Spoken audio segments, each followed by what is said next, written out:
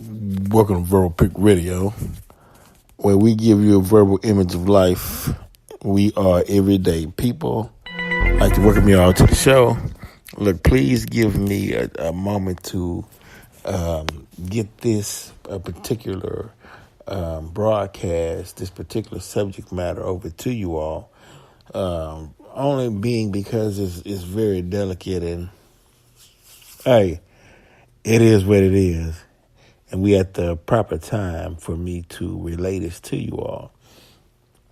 Now, if you all recall, back April 11th, 1994, that was the day we had the Let Us Make Man meeting with Minister Farrakhan in Houston, Texas, right, on the north side. I don't know, at the Dome Church. I remember details about, the minister wanted to hold it there, and the reverend said no. Then lightning struck that the top of that dome church. Then the minister of that church called Minister Farrakhan and said, "You can have the event here." Minister Farrakhan came. 35,000 black men showed up. They broadcasted it on 102.1 FM at the time. I mean, the streets was blocked. People were everywhere. No incidents, no fights, no brothers was just like, yeah, man, that's what's up. It's time to build. Brothers was on it. They was ready, energized, fired up, and ready to go, right? Okay, now that was April 11, 1994.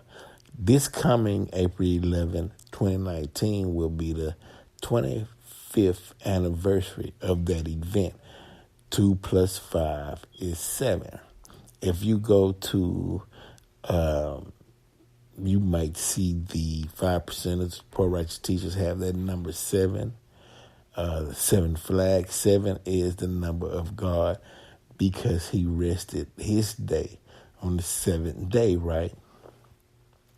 Okay, now, the enemy knows this. They know that 25 years ago, all those men who were there that was present by now, 25 years ago, got children. Some of those young men, young ladies are in their teens and their 20s, some might possibly even in their 30s, but these are the babies that grew up off that knowledge of that event 25 years ago, who are thirsty for that knowledge, the evolution as it makes that 25-year cycle. Now the the birth of knowledge is at hand now. There's a need for it, especially here in Houston, right? So there would be all kind of distractions in the city of Houston from now until, let's say, until May. It's going to be all kind of distractions to keep you off your dean, keep you off your square, keep you off knowledge, and keep you from uniting with one another, building under knowledge, under the guise of knowledge, and proper knowledge. Not look, oh man, look, you can go to church and listen to your reverend and hold that book in your lap, hold that square book in your lap, but the book is empty and it got all kind of words in it. If you don't understand the book, it's just a book in your lap. It's just a book in your hand. If you can't apply that wisdom and knowledge that's in that book into your life and bring you sustenance, then it's just a book. It holds no purpose. It's just a book. It's an empty book in your lap that's not generate energy or wisdom and knowledge and understanding into your mind if you don't understand what it means. Now, if the pastor understands what it means, but is not sharing with you the deeper meaning of the book, then he is not feeding the flock. That means there's a side that has been chosen. See, the side is, things that has been chosen, the side that has been chosen is widespread knowledge to the masses. When if a few of us have the knowledge, then why not use the masses as a tool? Why not be the 10%, the bloodsuckers of the poor, and we get rich and we leave the other 85% deaf, dumb, and blind, hoping that things won't change, the condition won't change because the people don't know Satan is ruling with the adverse knowledge of God. So, what's the problem? And then they saying, look here, this is what they're really saying. They're saying, look here, 5% who have the knowledge, wisdom, and understanding of Almighty God, Allah, the 5%, they're saying, hey, why don't you all just be happy with that knowledge that you know and talk about it, share it amongst each other, and stop trying to wake up the 85. Let the 10% rule over the 85, and then hey man, they say, and then we the 10, we'll cut you out a little something. We'll give you a little slack, put a little change in your pocket. We'll give you 5 pieces of silver. If you just ignore, stop trying to, because the 85% masses who has no knowledge of self could be similar to they could be similar to soil, the earth, where and the 10% or the seed, they plant that seed in their soil and they reproduce the harvest and they keep it to themselves. They don't go back and cultivate the land. They don't enrich it in minerals. They don't wait. They don't plant for 7 years and then move for 7 years. They deplete the soil of its minerals and don't give a damn because they drunk off greed. Right. But the 5% is saying, hey, man, you can't do the people that way. Give them knowledge. That's their birthright. That's their inheritance. How you going to block the people from knowledge? And so they say, okay, well, look, I tell you what. You can go teach them knowledge, but we have money influence. We'll just teach them not to trust you and teach them that everything that you're telling them is wrong. Now what? So now the now what is, the 5% would have to teach at the nature of the 85, because the 85 was created, as Brother Farrakhan said, with an inclination towards God. So teach towards that inclination and start waking the 85 up. Wake them up. Teach at their nature. And what is their nature? Their nature is to be upright, submitting their will to do the will of God. Is the nature of humankind, of the original people, the indigenous people. Is their nature. So teach towards their nature, their compensity to do what's right. Because what Satan's going to do is, look, you created, because he can't create anything, but he can corrupt what was created. And he does a good job of that. He'll say, okay, I tell you what. I like that song, I like the lyrics, I like what you're doing, that's great, man. I mean, look here, but I tell you what. Look, you see right there where you see you got the black female and she's dressed up and she's not revealing much, she's gonna have to be half naked in this scene. And you like, well, I'm not. That's not what I'm trying to promote. I tell you what, we give you 50,000 just to, change that, because what's 50,000? That he paid. That's money. That's an investment for the mind of the youth in order to steer them in Satan's way. He don't mind giving $50,000 for one half naked shot, because the reward is greater for him, because now he can corrupt generations upon generations upon generations with that one scene, because he's going to show it over and over again and have the young, and they're going to make it in the movie like, you ain't nobody unless you trying to be like her, or you ain't nobody unless you trying to be like him. Look at him, He got the cars, he got the clothes, he got the women, he the rapper, he the movie star, you know what I mean? That's not what you want to inspire, Oh, no, you want to be a doctor? Come on, man. You want to be a businessman? Come on, you don't. Why would you want to be a businessman?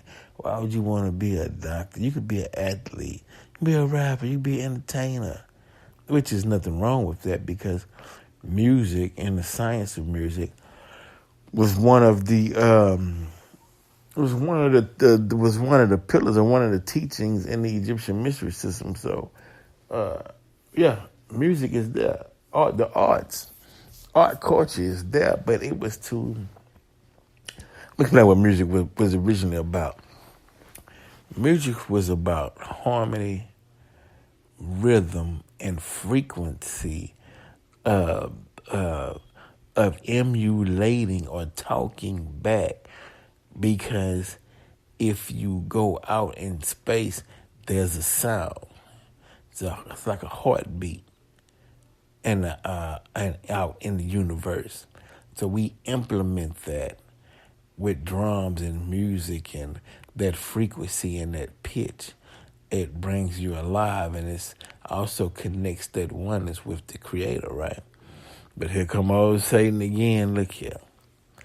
That God frequency that you have that music trained to do, we need to change that frequency, because that frequency is causing too much harmony and happiness and togetherness. Y'all talking about black power and black peace and let's build, and the black woman is a goddess or a queen, and the black man is a king or a god, or hey, cut that out. We can't have that. What happened to my good old nigresses and nigras? That's what he want. He can't have what happened to my good nigresses and nigras? Y'all around here talking about kings and queens and God and goddesses. No, we like y'all better. Do one of them skits for me. Come on, black woman, show me them breasts. You know what I mean? Mammy. They love that shit, and we got plenty of money to spend on it. They'll spend everything just to get their way and what they want. And here we play the part. That, hey, it is what it is, man. Black folk play the part. White folks spend the money, man. That's the game. You know what I mean? It is what it is. But we just giving you a broad spectrum, a picture of verbal pick radio. We got to put life in a verbal image so you can look at it. It's not personal. You can think. You have a mind to determine what's good and what's bad. But the overall is, in Houston, we're coming up on the 25th anniversary, and 2 + 5 is 7 is the number of God, of when Brother Farrakhan brought 35,000 black men out, and now it's the anniversary. Now it's kitchen, meaning the time is where it evolved to where the people want that knowledge is that they waking up now. Now they want part two. People want part two. You know and what's part two? What is part two? Part two is when you go in depth with the knowledge, wisdom, and understanding. Break down the tribe of Shabazz. Break down the all in all. Break down the science of Yaqub.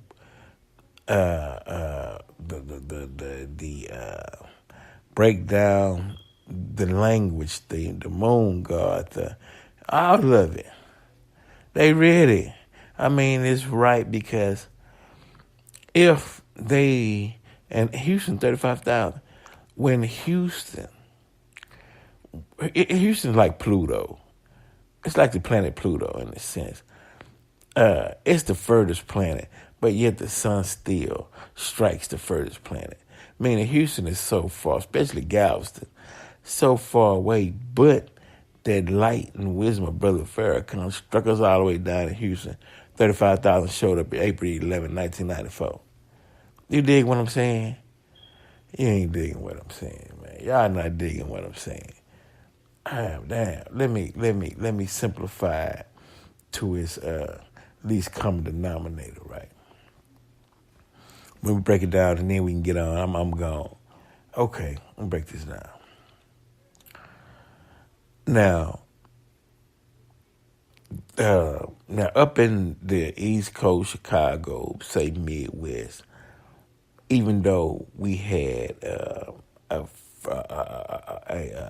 faction of the Black Panther Party in Houston, and even though we have MLK Boulevard, and if you watch my Everyday People episode part 3, when the brother talks about the barber. Well, no, I take it back. The brother, he talks about how things was at the Yates and Wheatley game back in the day in Houston, how everybody would come worldwide for that Turkey Day Classic, right? And that's Zolly Scales. But he also bled on when it just started flowing, that energy, that nature started flowing with Zolly Scales. And he also was talking about how MLK Street got named MLK Street when Martin Luther King met the young lady on MLK Street, and they was looking for a place to name it, and bam, that was the spot. And he was coming through in this limo down that street, because that street used to be called South Park Boulevard.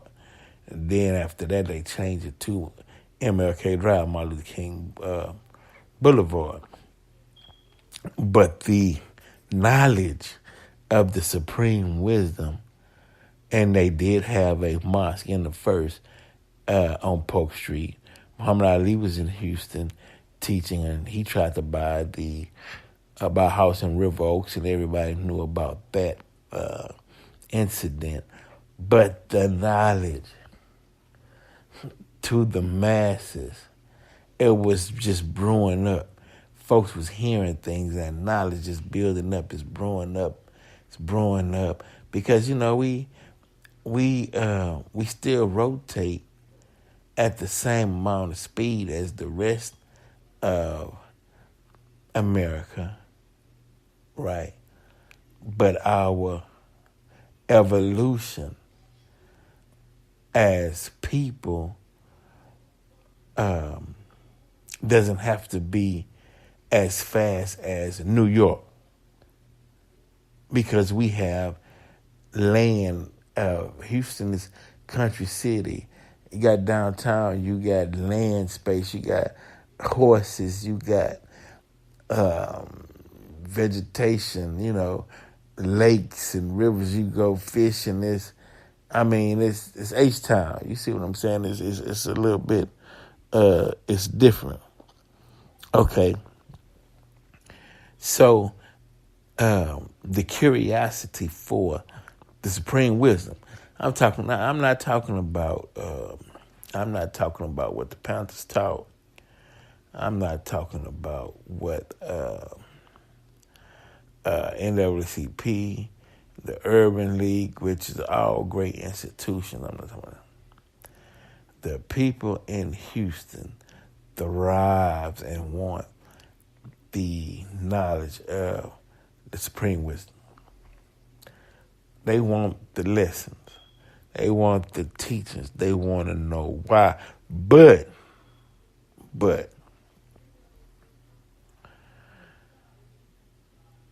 you cannot turn Houston into any other city in America. It's not gonna happen. But yet they still thrive for the knowledge. You know what I'm saying? It's wild. But 35,000 showed up waiting for that knowledge, that information, that understanding, and received it. Got it. Now 25 years later, they ready, and they know this, so you'll see all type of confusion, all kind of things going on and some people don't even know why it's going on or what's happening, but because there's hands behind the scene that's implementing the confusion to keep that knowledge and that thirst for knowledge. They saying, look, if we can avert or escape this 25-year cycle of knowledge that's about to erupt in the city of Houston, we don't have to worry about this for another 25 years.